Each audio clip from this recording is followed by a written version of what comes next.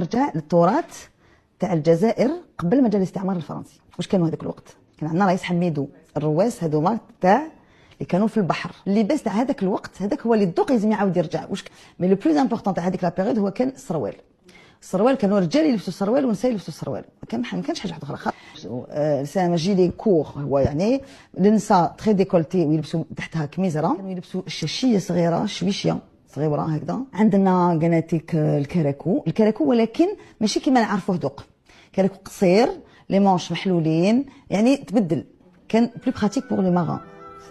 اللباس الجزائري بفعل العديد من الحضارات التي مرت من شمال افريقيا وبالجزائر تحديدا، من الوندال والرومان وبعدها الفتح الاسلامي، والذي بقي له الاثر الكبير فيما بعد.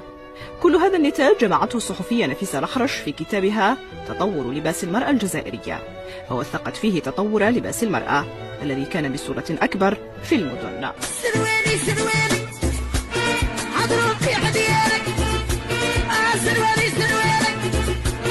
حضروك